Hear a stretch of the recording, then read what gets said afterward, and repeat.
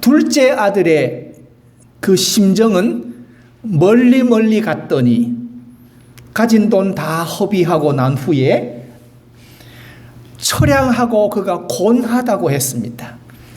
슬프고 또 외로워 정처 없이 다니는 둘째 아들이 자신의 죄를 깨닫고 돌아왔습니다. 그리고 아버지의 집에 있던 맏아들도 아버지의 사랑을 알지 못하다가 섭섭하여 울 때에, 섭섭해서 울 때도 아버지의 사랑으로 그 아들도 품어준 것이 누가복음 15장입니다. 둘째 아들의 심정으로, 그리고 맏아들의 심정으로 1, 2, 3절 찬양 우리 한 번 더 하시겠습니다.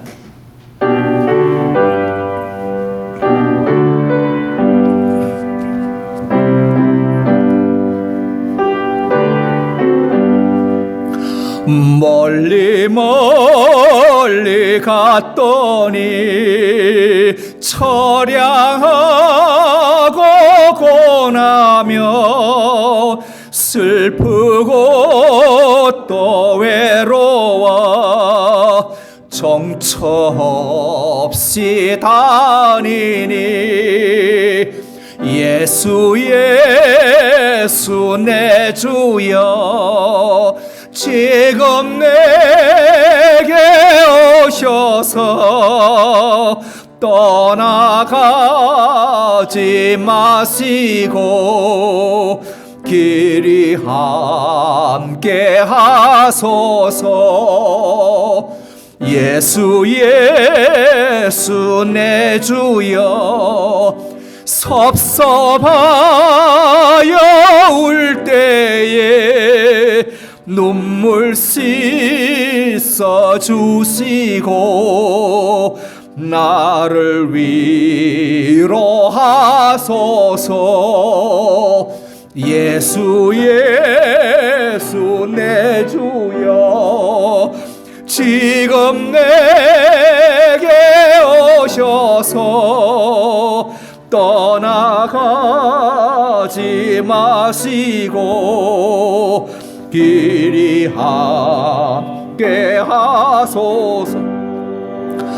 다니다가 쉴 때에 쓸쓸한 곳 만나도 홀로 있게 마시고 주여 보호하소서. 예수 내 주여 지금 내게 오셔서 떠나가지 마시고 길이 함께 하소서.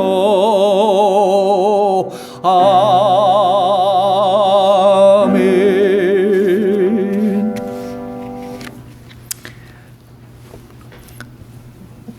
한국에 사는 우리 조국 대한민국에 사는 한국인이 겪는 불행은 내 손으로 뽑은 대통령이 나라를 망하게 한다는 데 있습니다.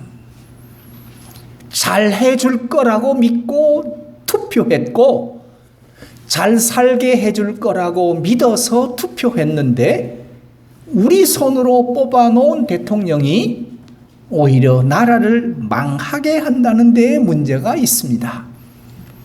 결국 백성이 선택한 것이기에 그 책임 역시 백성이 져야 하는 것이 맞습니다.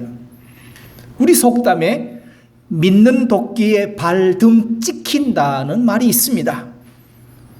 그런데 문제는 믿은 내용이 무엇인지를 모른다는 데 있습니다. 도끼를 믿었다고 하는데 도끼는 있는데 뭘 믿었는지를 모른다는 겁니다. 즉 믿은 내용도 없이 그냥 그냥 믿었다는 것밖에는 안 됩니다. 결국 백성이 어리석었다는 것밖에는 설명할 방법이 없습니다. 예수님은 산상수훈 마태복음 5장 22절에서 23절에서 내가 너희를 도무지 알지 못하니 불법을 행하는 자들아 내게서 떠나가라 엄히 말씀하십니다. 나는 너를 모른다. 너희는 불법이다. 그러니 내게서 떠나라. 말씀하시는 그들의 행위가 뭔가를 한번 살펴보겠습니다. 그들은 첫째로 우리는 선지자 노릇했습니다 라고 자기가 뭘 했는지를 말합니다. 선지자 노릇했답니다. 그 다음 두 번째로 주의 이름으로 귀신을 쫓아냈다고 합니다. 세 번째로 주의 이름으로 많은 권능을 행했다고 했습니다. 그런데 예수님은 나는 너를 알지 못한다. 결국은 선지자 노릇하며 귀신을 쫓아내며 권능은 행했는데 거기에 예수가 없었다는 것이 됩니다. 그럼 예수 없이 그것이 가능한가? 가능하다고 성경은 말씀하고 있습니다. 이것이 한국 교회와 한국 교인의 모습 아니겠습니까? 열심히 수천억짜리 예배당을 지었는데 예수가 없다면 나는 너를 알지 못한다 말할 겁니다. 40일 금식 기도에서 병을 고쳤는데 예수님께서 나는 너를 알지 못한다 말씀하시면 그건 예수 없는 것이 되고 맙니다.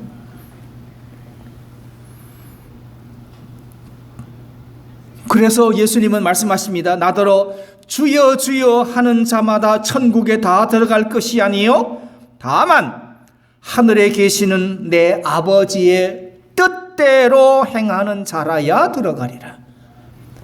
하늘에 계시는 내 아버지, 하나님 아버지의 뜻대로 행하는 자만 천국에 들어간다 말씀하십니다. 오늘날 한국 사회가 이렇게 부패하고 타락하고 나라가 망하는 길로 가게 된 원인에 한국 교회와 한국 교회의 목회자들과 한국 교회의 기독교인들의 책임이 막중하다고 생각합니다. 우리가 어떻게 믿었길래, 우리가 어떻게 살았길래 하나님께서 이 민족을 이렇게 부패하고 타락하게 하시고 멸망길로 가게 하시는가? 이제는 정신 차리고 교회가, 목회자들이, 교인들이 회개해야 될 때가 지금이 아닌가 생각해 봅니다. 그것이 하늘에 계시는 내 아버지의 뜻대로 행하는 길이기 때문입니다. 결국 한국 사회의 민낯이 우리의 민낯이고 교회와 교인의 민낯이 됩니다. 우리는 때로 결심을 많이 합니다. 그리고 하나님께 헌신하겠다고 열심히 합니다. 그러다가 또 식어집니다. 그리고 침체합니다. 그러면서 또 죄책감을 느낍니다. 그리고 또다시 열심히 기도합니다. 또 힘을 냅니다. 또 침체합니다. 그러면서 하나님 나 죽여주세요. 힘주세요. 도와주세요.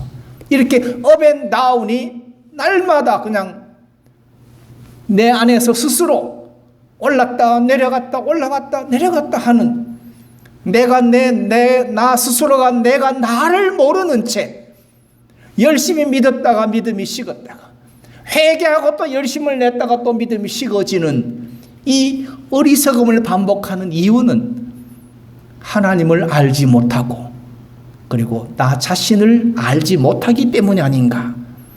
그렇다면 어떻게 가는 길이 사는 길이고 어떻게 가는 것이 죽는 길인가를 오늘 말씀을 통해서 살펴보고자 합니다. 첫째로 내가 사는 길은 곧 죽는 길입니다. 내가 살겠다고 나서는 길은 죽는 길입니다. 이것이 둘째 아들의 길입니다. 둘째 아들은 첫째 아들, 아버지와 첫째 아들 상속자 사이에서 내가 행복하게 사는 길이 무엇일까를 생각했습니다. 그가 얻은 결론은 아버지의 집을 떠나는 게 내가 행복한 거다. 갈 때 빈손으로 가는 게 아니라 내게 돌아올 유산을 챙겨서 가는 게 내가 행복해지는 길이다 생각하고 아버지에게 요구해서 자신의 재산을 챙겨서 먼 나라로 떠납니다. 둘째 아들은 아버지와 하나님과 아버지와 세상을 모릅니다. 자기 자신만 압니다. 하나님이 어떤 분인지, 아버지가 어떤 사람인지, 그리고 세상이 얼마나 악한지를 모른다는 말입니다. 이것은 결국 아무것도 모른다는 말과 같습니다. 아무것도 모릅니다.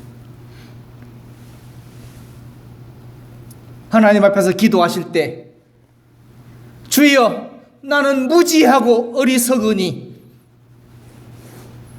나는 어리석고 미련하여 내가 행할 바를 알지 못하오니 지혜를 주옵소서 알게 하소서라고 기도해 본 적 있습니까? 우린 많이 안다고 똑똑하다고 지혜가 있다고 많이 배웠다고 그리고 세상 경험 많이 했다고 과신하는 경향이 있습니다. 그런데 하나님을 모르고 아버지를 모르고 세상을 모르면 아무것도 모르는 것이 됩니다. 준비되지 않은 사람이 세상에서 살아가는 것은 불가능합니다. 그럼에도 내가 가는 길이 옳고 이 길이 성공하는 길이다. 세상의 일은 내 뜻대로 하면 된다. 인생을 쉽게 생각한 사람이 둘째 아들입니다. 그러기에 내가 살겠다고 나서는 길은 결국 내가 죽는 길입니다. 믿음이 좋다는 한국 사람들이 믿는 성경 말씀 가운데 빌립보서 4장 13절에 내게 능력 주시는 자 안에서 내가 모든 것을 할 수 있느니라. I can do it.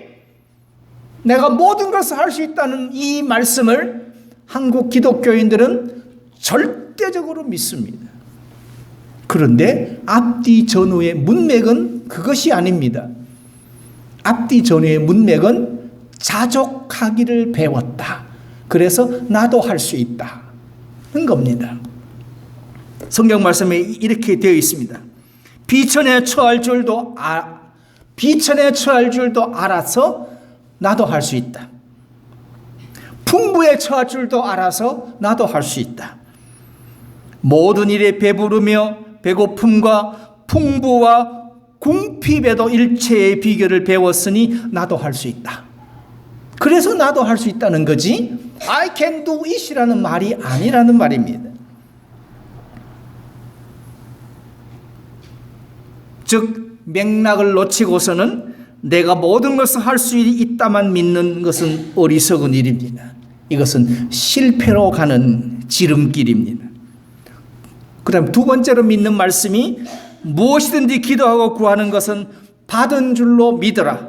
그리하면 너에게 그대로 되리라는 마가복음 11장 24절의 말씀을 맥락을 모르고 문자만 믿어서 기도합니다. 이런 믿음은 예수님께서 나는 너희를 모른다. 불법을 행하는 자들이 되고 맙니다. 둘째 아들이 가는 길도 우리가 가는 길도 예수님이 모른다고 하시면 불법이 행한 것이 됩니다. 둘째 아들이 선택한 길을 성경에서 찾아보면 그는 제일 먼저 재산을 챙겨서 먼 나라에 갑니다. 그리고 허랑방탕하면서 허비합니다. 그리고 그 땅에 흉년이 들었습니다. 그가 비로소 궁핍해졌습니다. 그는 배고픔을 배우지 못했습니다. 그는 흉년도 알지 못합니다. 그는 어떻게 해야 자신이 성공하고 행복하는지를 배우질 않았습니다. 그런데 허비하고 흉년 들고 궁핍해졌습니다.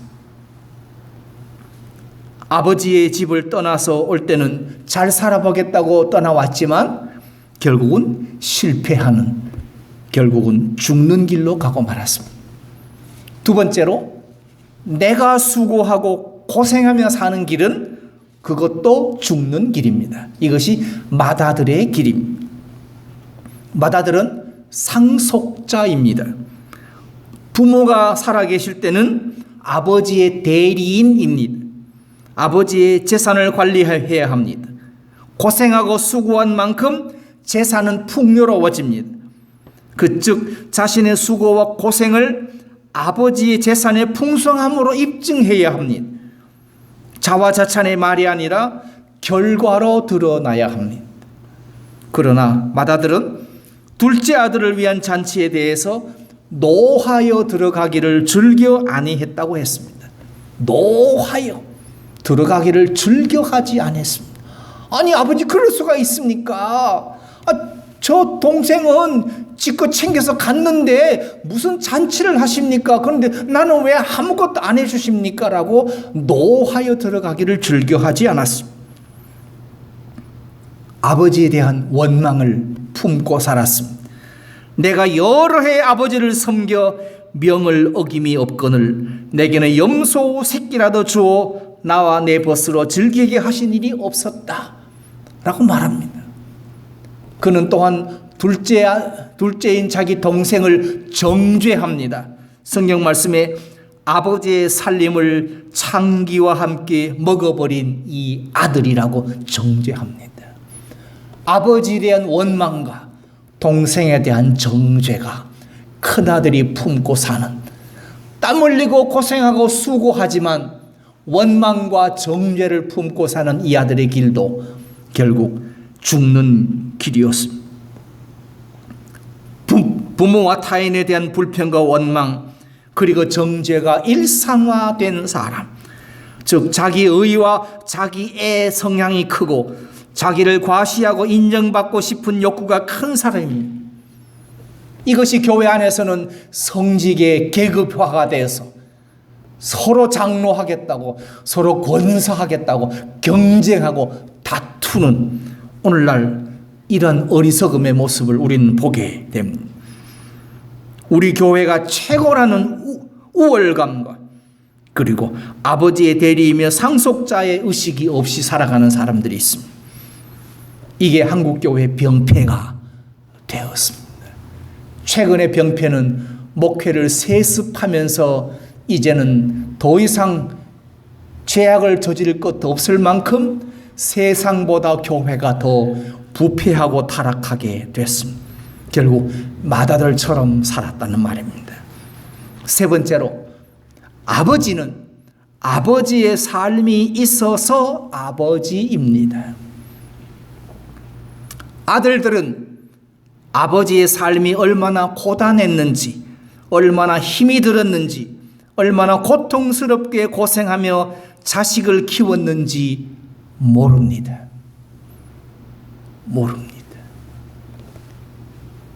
결혼해서 젊은 날 죽을 고생하며 자식을 키워 대학을 입학시키고 취직시켜서 결혼시켜 놓았는데 얼마나 죽을 고생했는지 자식들은 모릅니다. 아빠 뭐 사주세요. 그냥 사주면 아빠는 그냥 사주는 사람으로 압니다.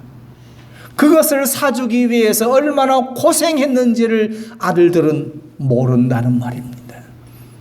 그래서 자식은 결코 부모가 될 수 없다는 말과 마찬가지입니다. 오늘날 나를 있게 하신 부모님을 생각하며 고맙다는 말조차도 할 줄 모릅니다. 내가 잘나서 이만큼 컸다고 생각을 합니다. 1985년 남북 이산가족 상봉 신청할 때에 제가 맏아들로서 제 부모님께 간절히 부탁드렸습니다. 더 늦기 전에 방북 신청하셔서 한번 이북에 있는 고향에 형제들 만나러 한번 갔다 오시지요.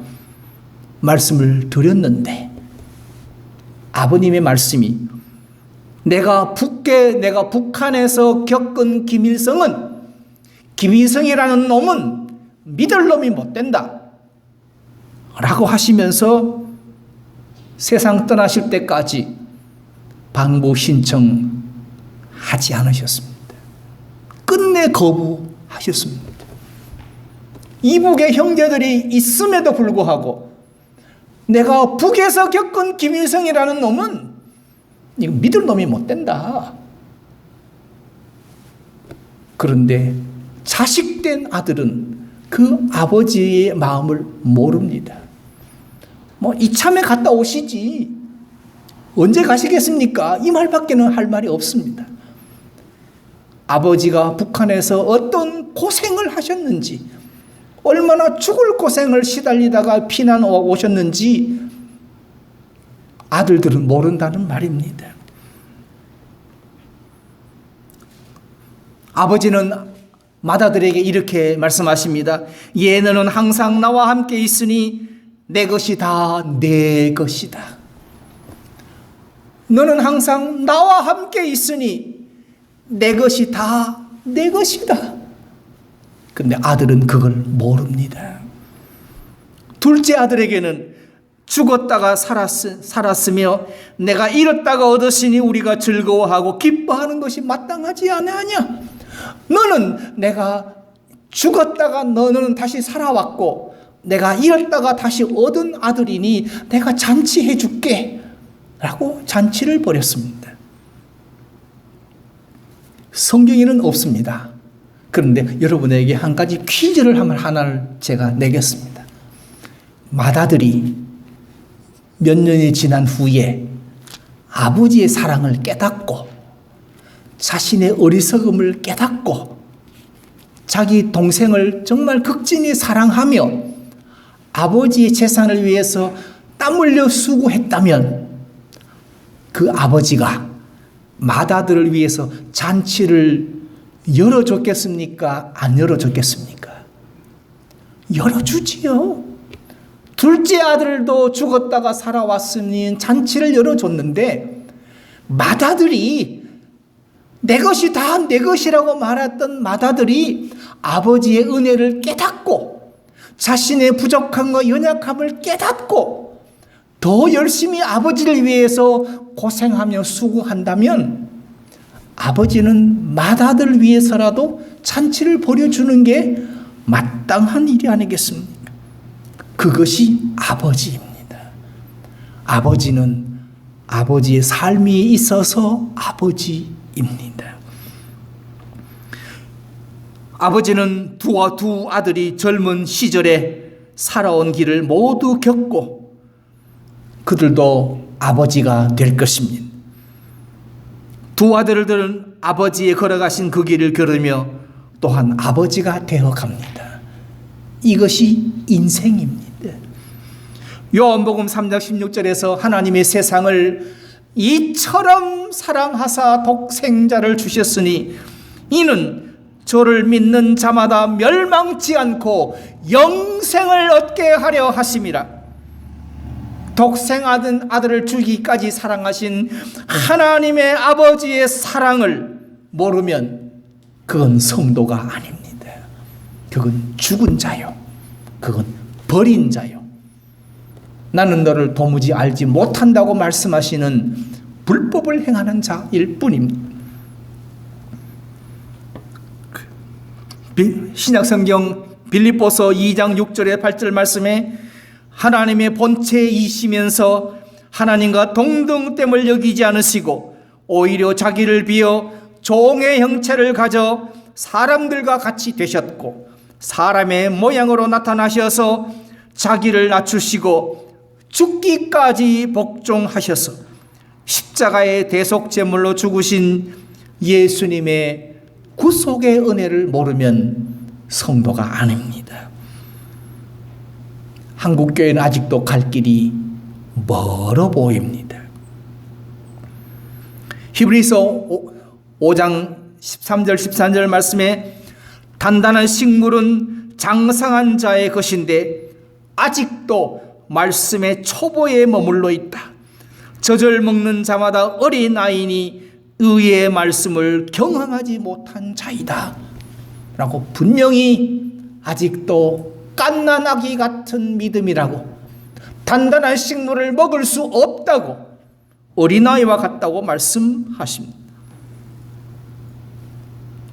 그렇다면 어떻게 살아야 하는가? 네 번째로 우리가 살아가야 할 사는 길이 있습니다.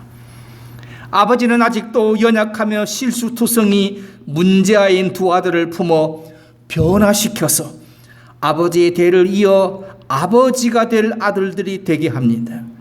이것이 아버지의 남은 사명입니다. 예수님은 우리에게 열심히 일해라, 헌신해라, 충성해라, 돈 바쳐라, 예배당 지어라, 선교해라 말씀하지 아니하시고 자기를 부인하라고 말씀하십니다. 자기를 부인하라. 승리의 삶을 사는 비결은 행위를 바꾸는 데 있지 않습니다. 행동을 선하게 바꾼다고 해서 승리하는 것은 아닙니다. 승리의 열쇠는 그리스도를 생명으로 받아 놓는 것, 즉 자기를 부인하는 데 있습니다. 예수님을 위해서 무언가를 하려고 애쓰는 삶이 아니라 순간순간 그리스도가 우리를 통하여 나타날 수 있도록 허락하는 삶이 필요합니다. 우리 방주교회 주제 선구가 마태복음 5장 16절 말씀입니다. 이같이 너희 빛을 사람 앞에 비추게 하여 저희로 너희 착한 행실을 보고, 저희로 너희 착한 행실을 보고 하늘에 계신 너희 아버지께 영광을 돌리게 하라. 영광을 돌리게 하라. 뭘 하려고 애쓰는 것이 아니라 매 순간순간 그리스도가 우리를 통하여 나타날 수 있도록 허락하는 자기 부인의 삶이 우리가 사는 길입니다. 그래서 예수께서 마태복음 16장 24절에서 아무든지 나를 따라오려거든 자기를 부인하고 자기 십자가를 지고 나를 좇을 것이라고 말씀하십니다. 그렇다면 어떻게 하면 자기를 부인하겠습니까? 세 가지를 우리가 함께 나누려고 합니다. 첫째, 내가 하려 하지 말고. 내가 하려 하지 말고. 내가 목사다, 내가 장로다, 내가 권사다, 내가 하려 하지 말고. 둘째, 내가 그분 안에 거하며 내가 그리스도 안에 거하려고, 그리스도가 내 안에 거하시도록 나를 비워내어야 합니다. 세 번째로 주님이 하시게 하는, 주님이 하시도록 맡겨드리는, 주님이 하시도록 허락하는, 주님께 온전히 맡겨드리는 자기 부인의 삶이, 그것이 우리가 사는 길입니다. 이 살기 좋은 풍요로운 이곳 미국 땅에서 우리 조국을 바라보면 가슴이 아픕니다. 안타깝습니다. 어떻게 하다가 저렇게 되었는가 생각해보면 교회와 목회자들과 교인들이 자기 사명을 지키지 못했기 때문에 이제라도 통해 자복하고 하나님 앞에 회개의 제단을 쌓고 거듭나기로 작정한다면 하나님께서 우리 조국 반드시 풍요로운 나라, 민족 되도록 해주실 줄 믿습니다.